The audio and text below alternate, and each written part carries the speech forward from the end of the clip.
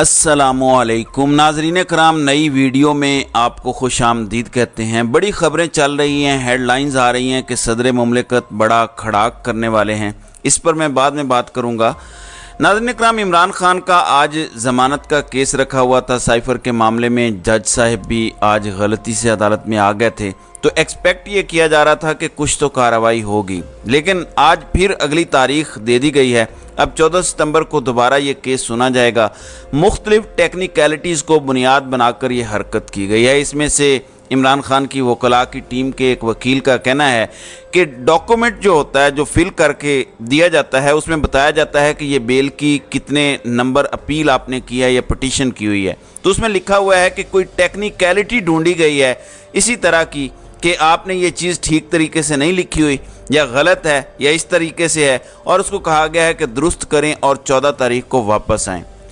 नाज़रीन इकराम, अब एक बंदा कन्विक्टेड नहीं है इस केस में, सिर्फ एक मुलजिम है, इल्ज़ाम है और उसकी गिरफ्तारी है। पुलिस को रिमांड भी नहीं दिया गया, ये जुडिशल रिमांड है। समझ नहीं आ रही कि इसमें फ़ैसला करने में क्या मसला है, लेकिन क्योंकि कुछ ताकतवर लोग इमरान खान को ये दिखाना चाहते हैं कि अगर हम रहम नहीं करेंगे तो तुम पर कोई रहम नहीं करेगा। और अल्लाह माफ़ करे, कभी कभी तो एहसास होता है कि ये कहने की कोशिश कर रहे हैं कि जिस रब का तुम नाम लेते हो, जिस कलमे की तुम बात करते हो और कहते हो कि मैं अपने रब पर यकीन रखता हूँ, इय्याका नअबुदु व इय्याका नस्तईन कहते हो, पाकिस्तान का मतलब क्या ला इलाहा इल्लल्लाह के नारे लगाते हो, वो रब भी तुम्हें नहीं बचा सकता। नाउज़ु बिल्लाह। मुझे लगता है इनके दावे इस हद तक पहुंच चुके हैं जिस तरह की इस टाइम बेशर्मी चल रही है। नाज़रीन इकराम, अभी एक और NA 157 के उम्मीदवार का एक बयान आया है और तहरीरी बयान उन्होंने दिया, और उसमें वो कहते हैं कि मैं मज़म्मत करता हूँ 9 मई की और सियासत से गैर मुअय्यना मुद्दत के लिए किनारा कशी इख्तियार कर रहा हूँ। गौर कीजिएगा इस बात पे और ये याद रखिएगा कि एक एक हल्के से चुन कर जब तक ये काम हो नहीं जाता, तमाम उम्मीदवार जो पाकिस्तान तहरीक इंसाफ के नंबर 1 प्रायोरिटी के हैं वो छोड़ नहीं जाते, तब तक इलेक्शन नहीं होंगे। तो लोग जो छुपे हुए हैं, गायब हैं या काबू में नहीं आ रहे, मान नहीं रहे, इलेक्शन नहीं होंगे, इसको भूल जाएं। मैं आपको बता रहा हूं कि अगर 272 सीटें हैं, ख़ास तौर पर पंजाब में अगर 142 सीटें हैं, 142 फॉर एग्जांपल, जो मतलब कि उनमें अगर नेशनल असम्बली और जितनी भी प्रोविजनल असम्बली के उम्मीदवार हैं वो सारे छोड़ने का ऐलान नहीं करेंगे वन टू ऑल, तब तक इलेक्शन नहीं होंगे। इस हद तक जुल्म और जबर किया जाएगा। देखते हैं कि कितना स्टैंड लिया जा सकता है और ये सब कुछ कितना सस्टेनेबल है जो अभी किया जा रहा है। दूसरी जानिब गिलगित बल्तिस्तान के इलेक्शन का नतीजा जारी नहीं किया जा रहा था, फिर अवाम ने धरना दे दिया, अवाम धरना दे के बैठ गए और इनकी बैंड बचा के नतीजा जारी करवाया गया। लेकिन ये प्रोविजनल रिज़ल्ट इलेक्शन कमीशन ने RO ऑफिस से जारी किया। इसमें तहरीक इंसाफ के उम्मीदवार खुर्शीद खान जीत गए, लेकिन इसके बाद अवामी रद्द-ए-अमल आया कि देखो अवाम ने मंजी ठोक के बाजू दे के नतीजा निकलवा लिया है। तो अपनी ताकत दिखाने का कुछ लोगों को फिर से खुमार चढ़ा और एक बार फिर RO को डंडा दिया गया और उसके बाद उन्होंने दोबारा नतीजा रोक लिया है कि कोई इलेक्शन एक्ट की खिलाफ वर्जी हुई है जिसकी वजह से नतीजा रोका जा रहा है। तो ये सिस्टम नंगा कर दिया है पूरी तरह से इमरान खान ने, और हर रोज़ इसको नए नए कवानीन और दोबारा आइन तोड़ना पड़ रहा है इमरान खान को काउंटर करने के लिए। अभी भी इलेक्शन से पहले इस कदर जुल्म और जबर हो रहा है कि सब तहरीक इंसाफ जब तक नहीं छोड़ेंगे, ये इलेक्शन नहीं करवाएंगे। वो फिर बेशक 10 साल ना छोड़ें तब भी इलेक्शन नहीं होंगे। और मैं बार बार आपको कहता हूं कि इमरान खान को किसी अदालत से रिलीफ नहीं मिलेगा। इमरान खान को रिलीफ तब मिलेगा जब मईशत इन्हें लिटा देगी, इनकी नाअहली की वजह से बिल्कुल बर्बाद हो चुकी है जो मईशत है, जब वो काबू से भी बाहर हो जाएगी या अनप्रेसिडेंटेड अवामी रद्द-ए-अमल होगा।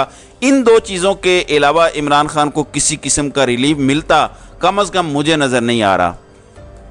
नाज़रीन इकराम, सदर मुमलिकत की थोड़ी सी बात कर दूं, फिर उमरता बंदयाल पे आते हैं।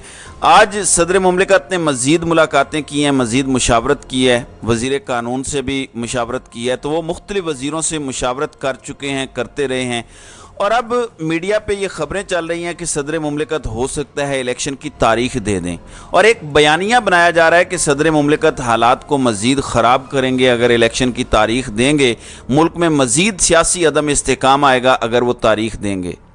ناظرین اکرام، یہ اس ملک کا المیہ ہے۔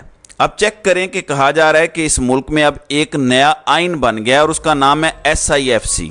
یہ ایک نیا آئین ہے اس ملک کا، یہ باقاعدہ کہا جا رہا ہے ٹاؤٹوں کے ذریعے، اور کہا جا رہا ہے کہ صدر نے اگر 73 کے آئین کے مطابق تاریخ دی تو ملک میں عدم استحکام آ جائے گا، یعنی جو اصل آئین ہے وہ عدم استحکام کا باعث ہے۔ نیا آئین جو SIFC کے نام سے آیا ہے صرف وہی استحکام لا سکتا ہے۔ یہ اس ملک کا المیہ ہے۔